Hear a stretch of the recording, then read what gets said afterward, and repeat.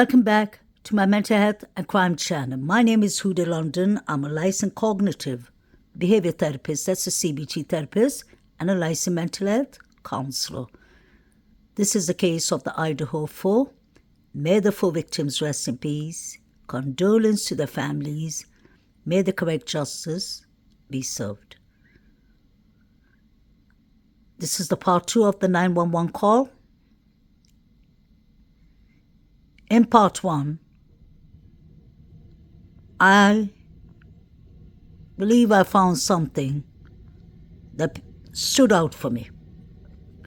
Now, if you go back to the part DM, text is BF, she says, actually, like he had something over his head, I guess.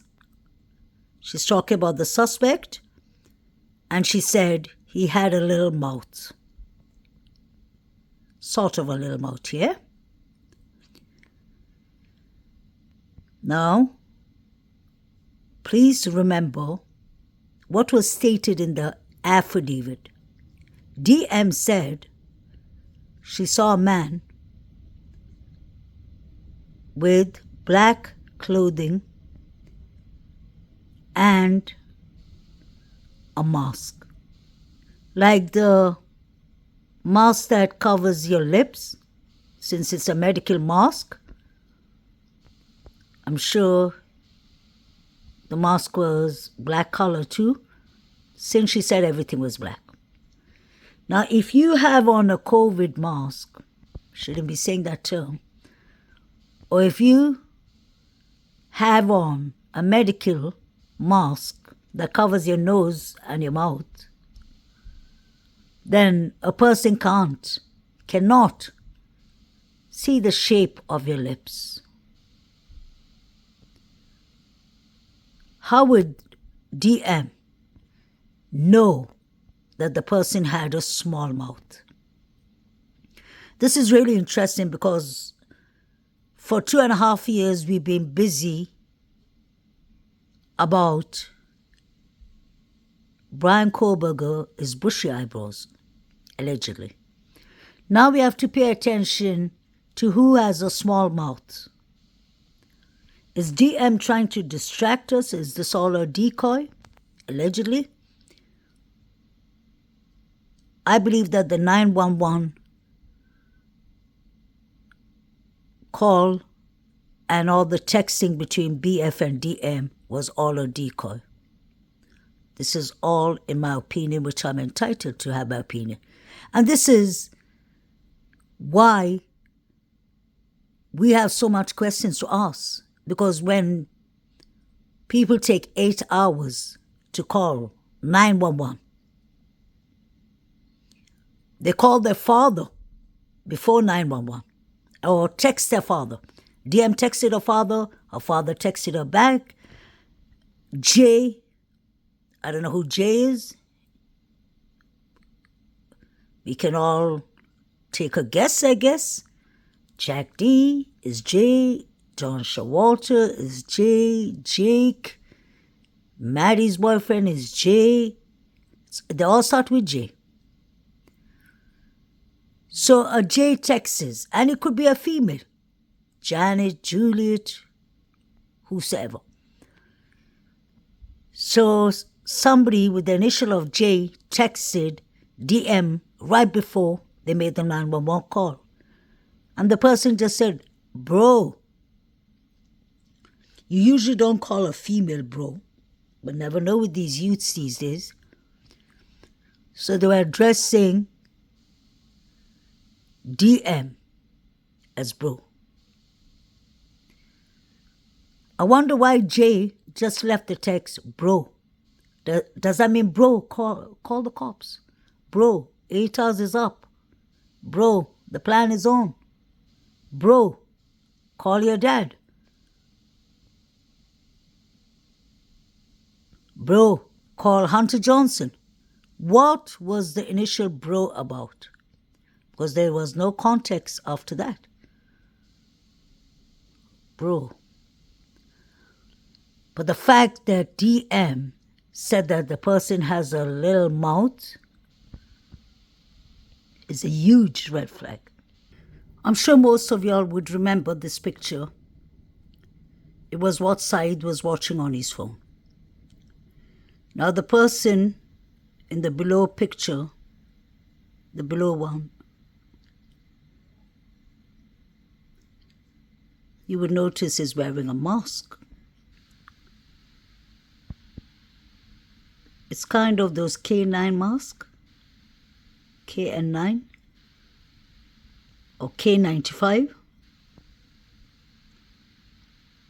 If the person had on a mask like this or had on a black medical mask like DM described it, or even a ski mask, you usually wouldn't see if a person has a little mouth, a big mouth, small lips, big lips, long teeth, small teeth. I'm just trying to explain that this does not make sense.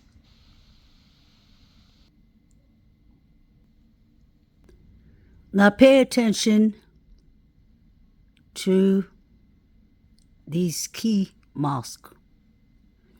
On the left-hand side, you have DM allegedly with the pink mask. I've allegedly heard that the other one next to the person with the pink mask could be DM. So one of them is DM. Then you have the person on the right with the green jacket, the hoodie, and the ski mask where you can see the person's lips. That person on the right-hand side actually was seen in front of Kings Road, right in front of the house. It was on Dylan's VSCO page. She had a picture on the VSCO page which she deleted or put in private. The person was seen on Geo Snapchat. The person with the black ski mask who's by themselves. And Dylan's the one with the pink mask, allegedly. Or the one next to the person. So, if DM texted BF and said the person had a little mouth, the only way she could have known that the person has a little mouth is if the person was wearing a ski mask with the mouth open, where you could see the size of the lips, the mouth, whatever. Does that make sense, guys? It's impossible for her to have said in the affidavit that allegedly Brian Christopher Kohlberger was wearing a medical mask. He was 5'10" or 5'11", wrong height, bushy eyebrows, and she said that Brian Christopher Kohlberger allegedly had a medical mask on. A black mask. His lips or his mouth would have been covered. So could DM have been talking about herself, allegedly, or could she have been talking about her boyfriend Quinn? Or is she talking about Shawalter, allegedly? Or is she talking about the Sigma Chi fraternity boys that she heard rummaging upstairs? Make this make sense. I am really enjoying the fact that more and more is coming out. I think they're trying to test the waters to see how the public is going to react. So they're giving us small nuggets here and there. But guess what? The nuggets don't make sense. DM, make it make sense. BF, make it make sense. Y'all heard all that noise. Y'all saw somebody with a black ski mask or with a black mask, and y'all didn't bother to contact Kaylee, Maddie, Zana, and Ethan until the next day. DM, you contacted your father. You texted your father and he texted back 17 minutes before you called 911, and you'll call 911 8 to 9 hours later. So the person, I believe, was wearing a mask like this, and I won't be surprised if BK wasn't involved. I think you all called BK to frame him. I wonder if the students, the victims, were gagged. They look like they're sitting on the floor. This is what Saeed was watching.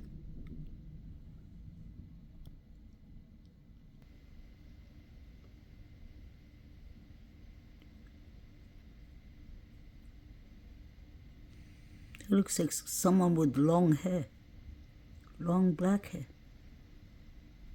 I believe there were many people inside the house that night. DM couldn't have seen if the person had a little mouth. Impossible.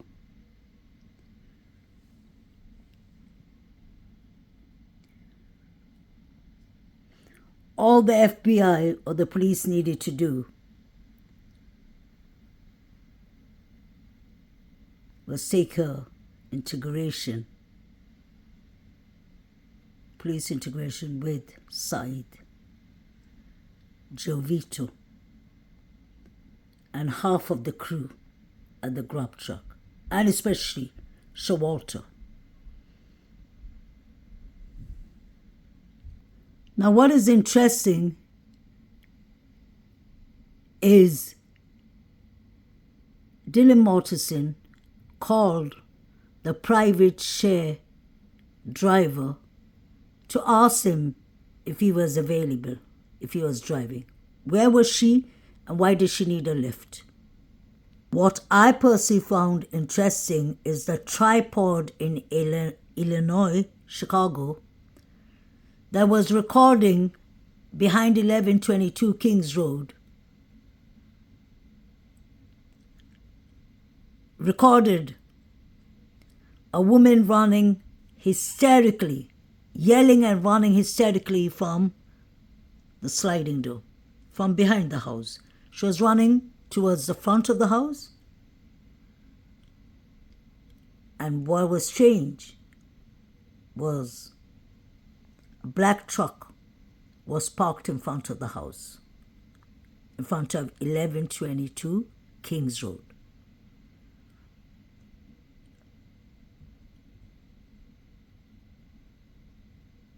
And the best part is that black truck was recorded at 2 a.m. when the female was running hysterical.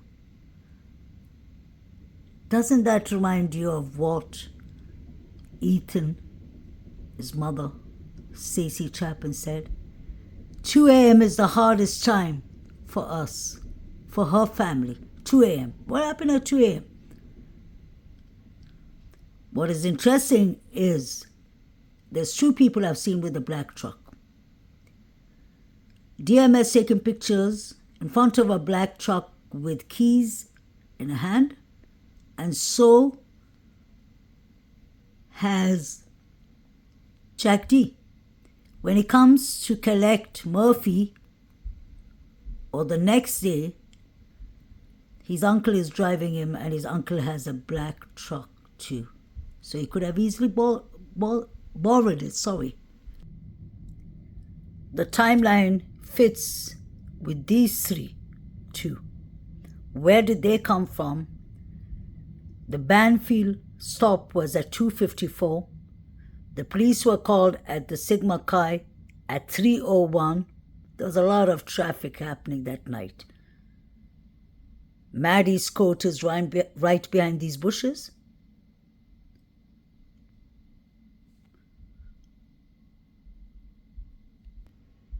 The middle one has a black glove, so he definitely came from 1122 Kings Road, in my opinion. And there was a part of this clip, the body cam that you see, he's touching all his pockets, the middle guy, because he has only one glove. He's searching for the other glove.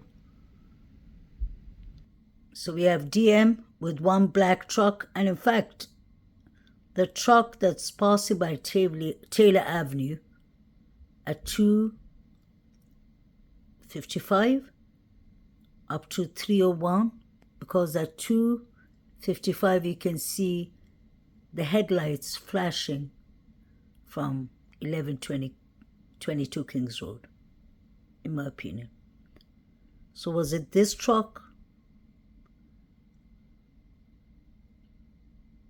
that was parked in front of the house?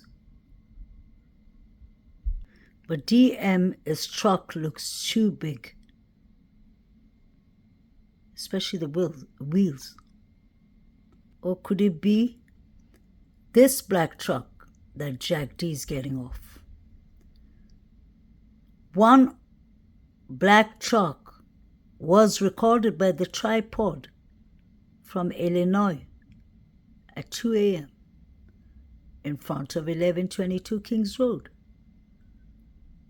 So was it this black truck, or was it DM's black truck? Bethany Funk is standing in front of DM's room from an old picture. But look how close DM's room is to the steps. She would have heard literally everything. She would have heard the noises. She would have heard the rummaging upstairs. She would have heard literally everything. And I don't believe that she opened her door 3 times and BK said, you know what? I don't have time to touch you, DM. I'll let you and BF be the witnesses that give me the death penalty. Does that make sense? How did the police manage to return these shoes to the parents when they look like they have red liquid on them?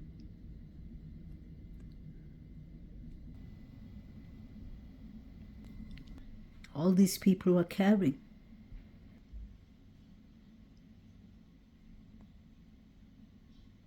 Maybe that's why they didn't call 911. These are all the Sigma Chi fraternity boys carrying large weapons. I don't think they could call 911 for a couple of hours because there was RUGS in the house. And allegedly BF was selling in the house because her Venmo proves it from 2021 to 2022. This is just my opinion only, but this makes sense to me. Look at what they're texting each other about, and you'll make up your mind. Let me know what you'll think in the comment channel, and this is strictly for education purpose only. May the 4 victims rest in peace. Condolence to the families, and may the correct justice be served.